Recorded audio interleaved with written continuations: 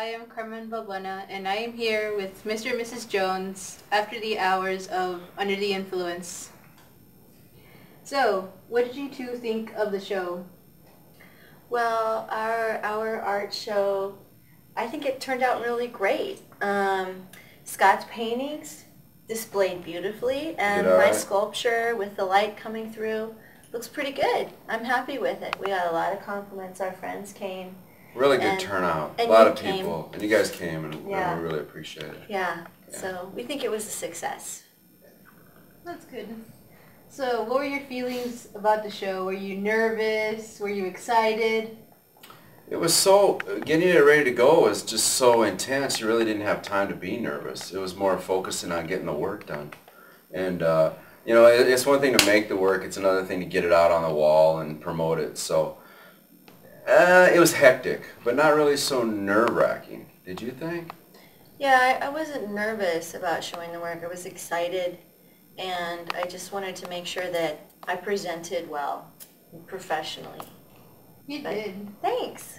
And your art did sell, didn't it? It did. Your guys' art. It did, you know, and it's not always comfortable to talk about those things, but it was well received, and there were some sales, and we were very pleased by that, because, you know, you just never know. You never know how people are going to receive the work.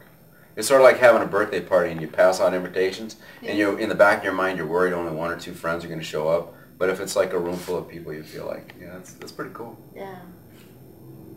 I enjoyed some people were walking through the show at the end, some older people, and one lady looked at the painting of the angels and said, well, it puts a swirl over here and a swirl over there, and it doesn't mean anything. And another little old lady mumbles, well, it means something to him. So, it's, you know, it's received on a lot of different levels by a lot of different people with different backgrounds. And, you know, it's okay.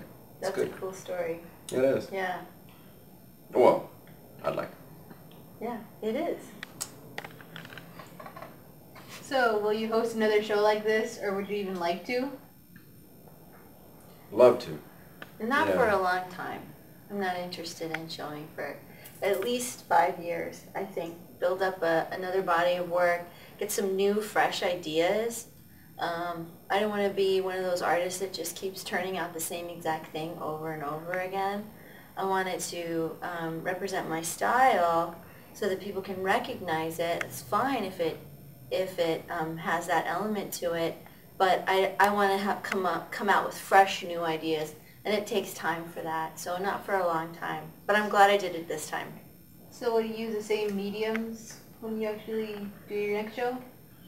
I think it's important to surprise yourself. Like, I'm taking a printmaking class at AWC right now, and I got some etchings that are coming up and some relief prints.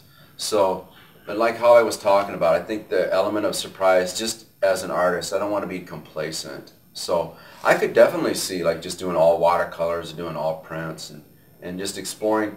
A lot of the same stuff keeps coming up, you know, theme-wise and motif-wise, no matter what you do in terms of style. So, you know, it's nice to put that through a different filter in different mediums. So, yeah, definitely. That's a really excellent question, because I think that good artists are always discovering, playing with new types of material. I'm getting into collage a lot, and I'd like to figure out a way to successfully and elegantly meld collage and ceramics together in an interesting way. So that's where I think right now, today, this minute, that's the direction my mind is going in for the next show. That'll be a very interesting show then. Yeah, we hope so. It would be very boring to see the same old stuff repeating itself. Yeah. I think the whole audience would be excited for the next show. We'd like to think so. Yeah, give them something new.